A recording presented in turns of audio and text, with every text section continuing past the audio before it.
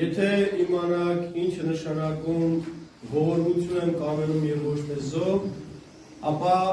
չեք դատապարտի անպարտին։ Անուն Հոր եւ Որդու եւ Հոգու Սրբու ամեն։ Սիրելի հավատացյալներ, այսօրվա ավետարանը մեզ է պատմում մեր Տիրոջ Հիսուս Քրիստոսի երկրավոր կյանքից մի դրվագի մասին, երբ որ Քրիստոս իր աշակերտների հետ անցնում էր Սորենի արտերով եւ աշակերտները, որոնք ինքնամոռաց ձևով հետևում էին Քրիստոսին եւ ոգ չէին տանում կերակուրի համար, քաղց էին զգացել ճանապարհից եւ երկարատև այսպես անօթի մնալուց։ Եվ շաբաթ օրով արեցին մի բան, որը հրեական օրենքի համաձայն օրինավոր չէր։ Լավ իմանալով, որ իրենց արարքը պետք է մեկնաբանվեր, դատապարտվեր հրեաների կողմից, փարիսեցիների, օրենսգետների եւ քահանաների կողմից։ Ինչ արեցին նրանք, սիրելիներ։ Հասկերը պոկեցին, իրենց ափի մեջ այն տրորեցին եւ Սորենի հատիկները ուտելով իրենց քաղցը հագեցրին։ Մի պարզ գործողություն, բայց դատապարտության արժանացավ փարիսեցիների կողմից, ովքեր որ ամեն ինչ անում էին, որպեսզի Քրիստոսին մեղադրեին, մարդկանց աչքից նրան գցեին, իր հեղինակությունը պակասեցնեին իր հետևողների մոտ եւ կարողանային վերջապես, ինչպես որ իրենք էին երազում, ցանկանում, մահապատժի ենթարկեին։ Եվ հիմնականում նրանք Քրիստոսի վարդապետությունը փորձում էին օրենքին հակասելով, այսպես մեղադրել եւ օրենքին հոգուն, այսպես կառին դեմ մեկնաբանելով Քրիստոսին ոչ թե ուղղափառ, այլ չարափառ հռչակեին եւ ինչ եւ արեցին, երբ որ Քրիստոս ասեց տաճարը 3 օրում կարող եմ քանդել եւ կառուցել այն։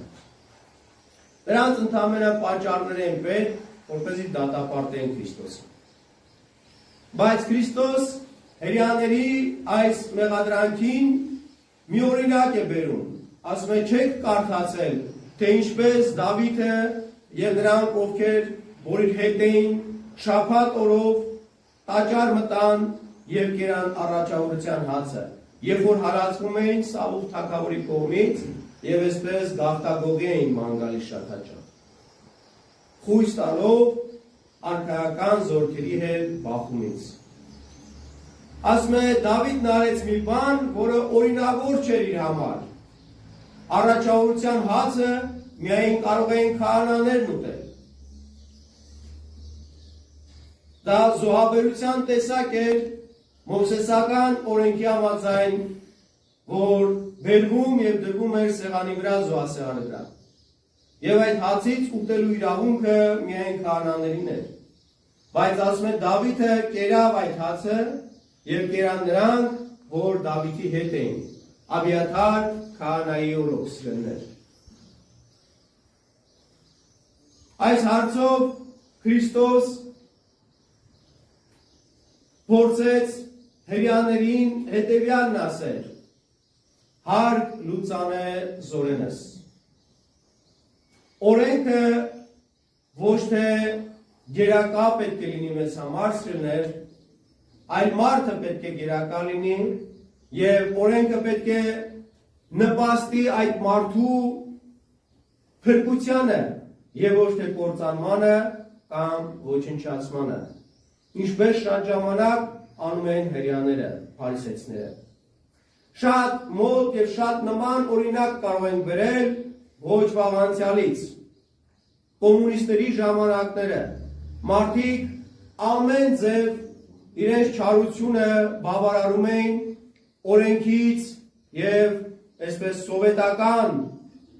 սոցիալիստական այդ գաղափարախոսության ջատագովների կամ ռաբվիրաների, ինչպես յանք են ասում, առաջնորդների նկատմամբ մարդկանց մոտեցումը սխալ մեկնաբանելով։ Մի թուղթ են գրում եւ այդ մարդը կամ գնդակահարվում էր կամ ընտանիքով աքսորվում։ Այստեղ օրենքը ծառայում էր մարդկանց չար նպատակներին։ Նույնպես եւ հրեաները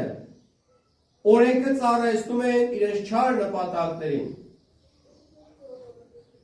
Հերիք էր, որ մեկի նկատմամբ մեկը մի բան ունենար, անպայման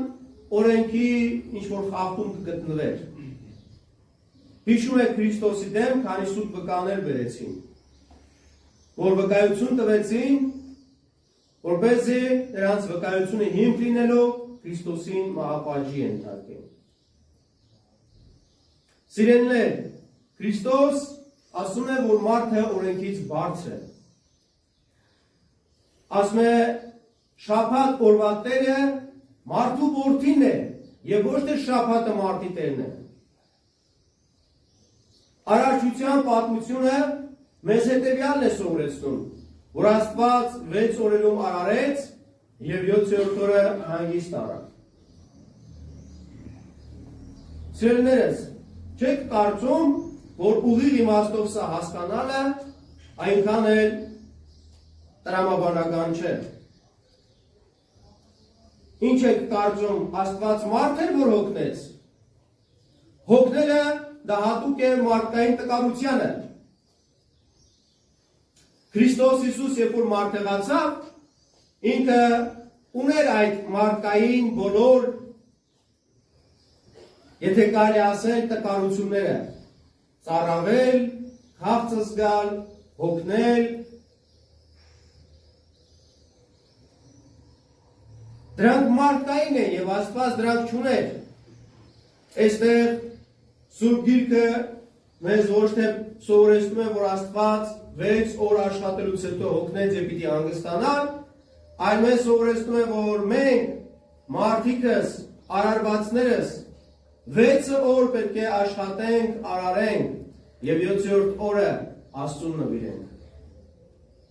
Աստված դրանով 7-րդ օրը սրբագործեց, որպեսզի մենք 7-րդ օրը մեր մարմնի համար աշխատելով 6 օրեր 7-րդ օրը նվիրենք Աստծուն բարիք գործելով, բարի գործեր անելով։ Թեկուզ աշխարհի բոլոր հոտերը զոհմատուցեն, բայց եթե ողորմություն չանենք, ոչինչ է։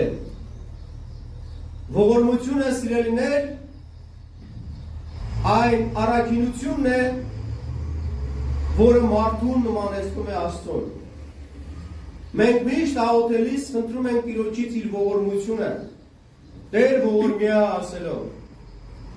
Միշտ խնդրում ենք, որպեսզի Աստված իր ողորմությունը առատապես բաշխի մեր վրա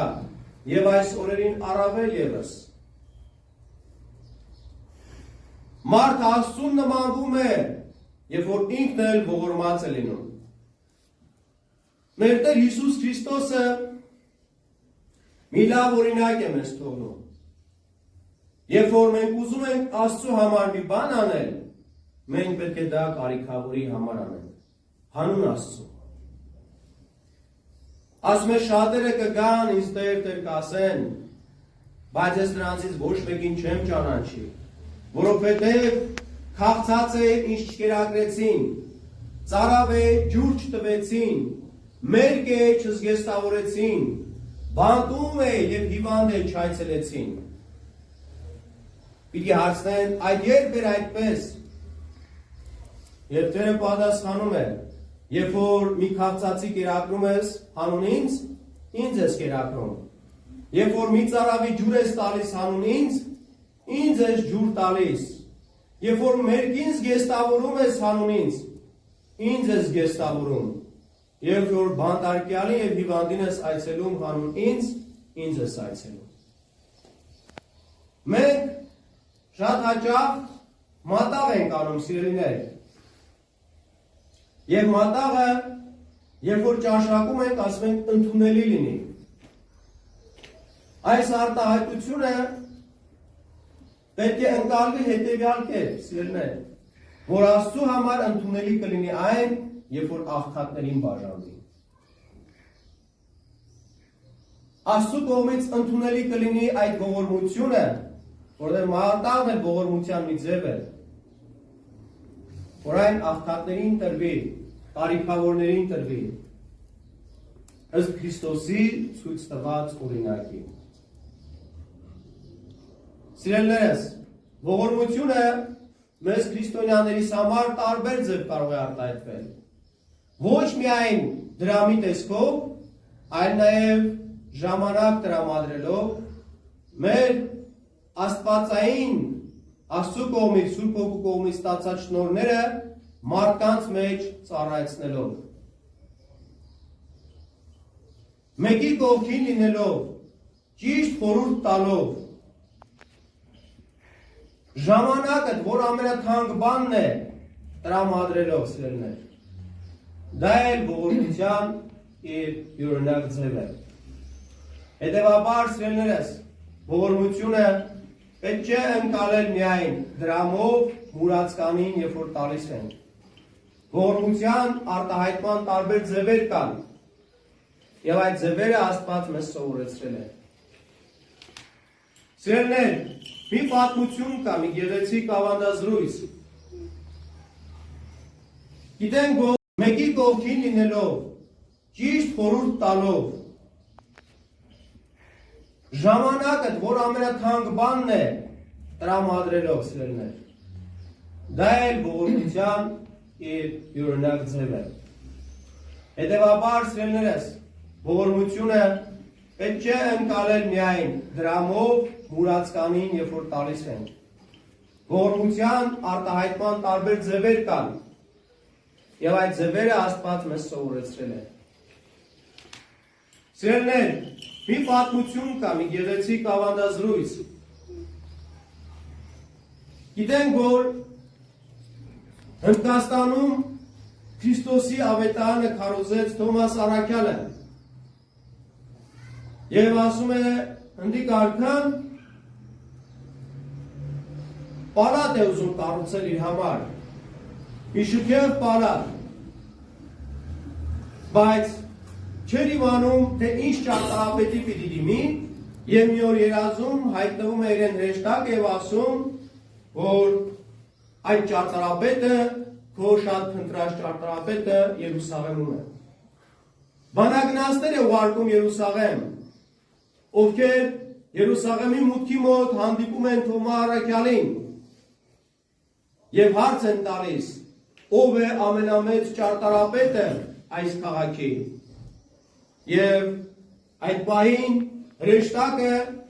Սուրբ Հոգին հրահանգում է Առաքյալին, որպեսզի ասի ես եմ ձեր փնտրած ճարտարապետը։ Եվ այս մարդիկ բանագնացները ուրախությամբ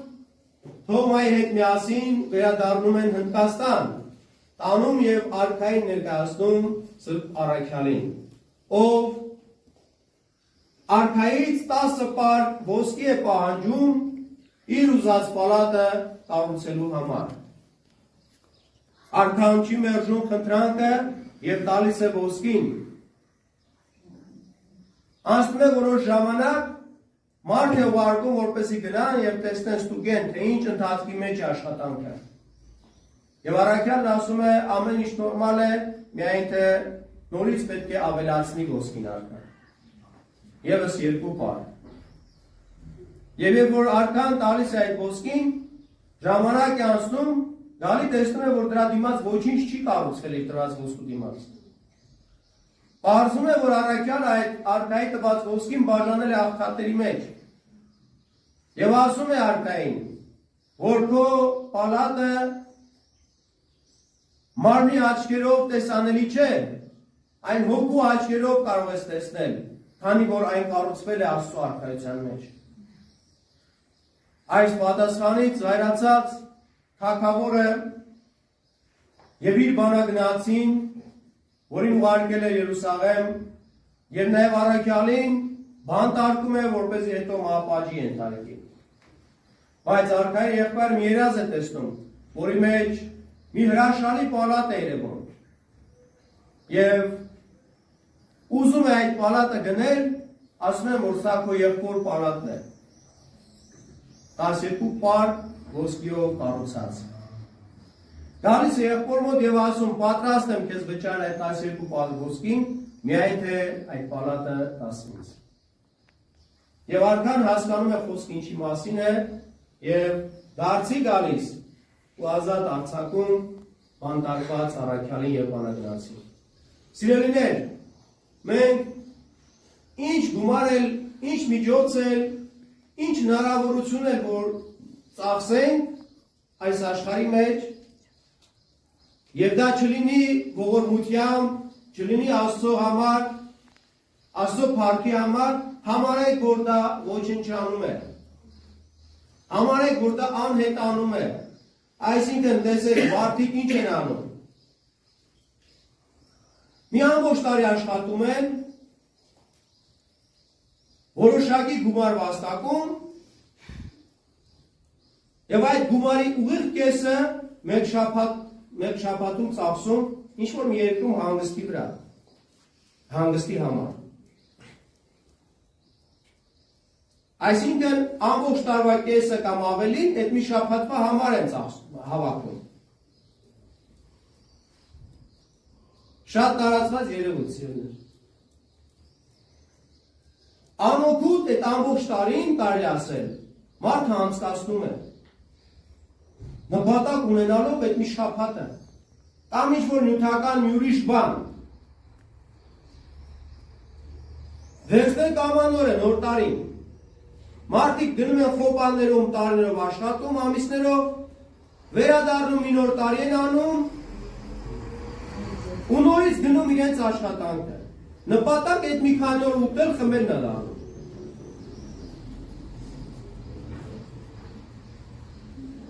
Ամենաթանկ բանն են տալիս դրա դիմաց, իրենց ժամանակը սիրելիներս։ Որը ոչ կարող ես ոսկիով գնել, ոչ էլ կարող ես այն վաճառել։ Մեկ վայրկյանը հետ բերել քո ծախսած ժամանակից։ Հնարավոր չէ անգամ աշխարհի ամենաշատ գանձերը տալ։ Այսպիսի եւ շատ անօգուտ բաներ կարող ենք չթվարկել, որ մենք մեր ժամանակը վատնում ենք դրանց վրա։ Սիրելիներ, Աստված այսօր մեզ ողորմություն է արել։ Մենք զարթնել ենք մեր քնած տեղերից։ Աստված մեզ այսօր ժամանակը մեծ ողորմություն է տվել, որպեսզի մենք բարիք գործենք, իր կամքը կատարենք։ Որպեսզի մենք կարողանանք Աստծուն շնորհակալ լինել իր տված բարիքների համար, մենք այն պետք է բաժանենք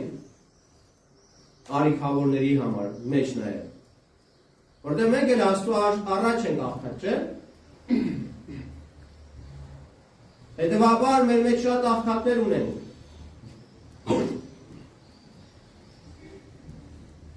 Մի ուրիշ ծայրահեղություն էլ կա, սիրելիներ, Ավետարանում տեղ գտած։ Հիշում եք այն կինը, որ Քրիստոսի օծեց անուշ յուղով նարդոսին։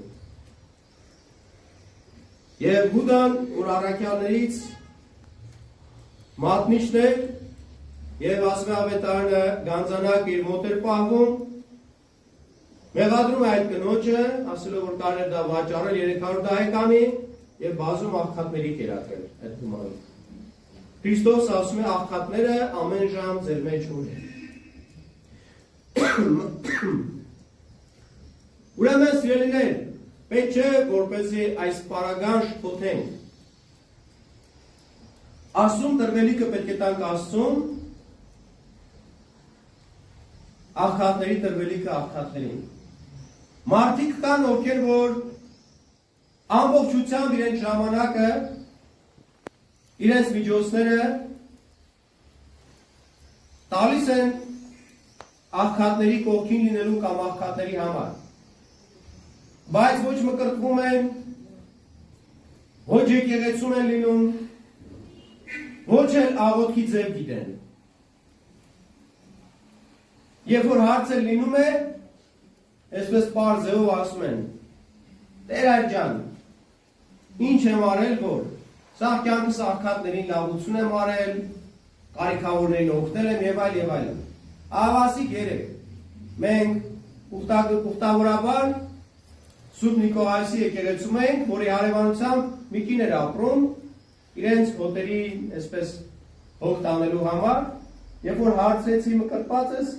ասես դե չէ Տեր ջան, էլ ես տարիքում ինչ մկրտվեմ, սա կյանքս սենց ապրել եմ, հա, կարծում է թե դրանով ինքը մի պարզ բան է սա, մեկնաբանություն էր կողմից,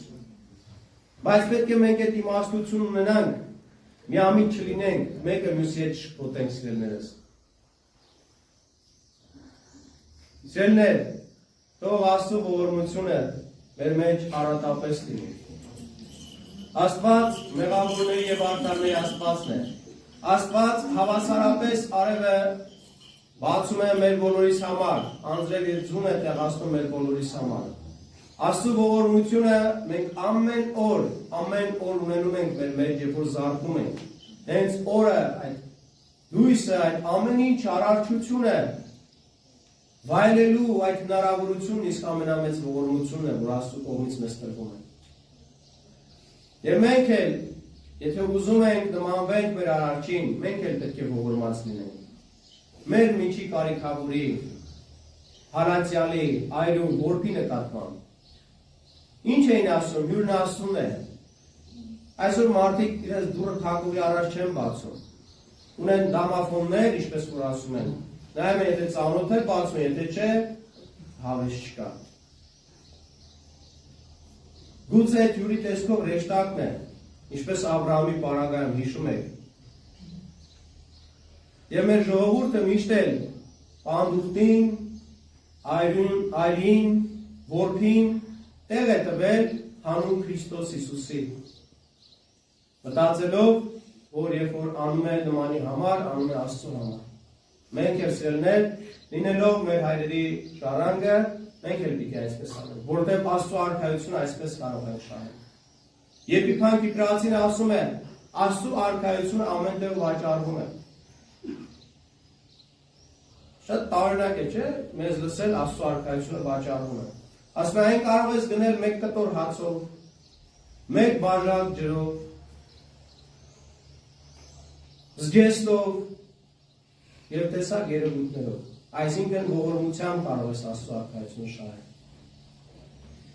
Աստծո ողորմությունը թող անպակաս լինի մեզ վրա, սիրելիներ։ Թող մեր Տեր Հիսուս Քրիստոսի սերը եւ Սուրբ Հոգու շնորհները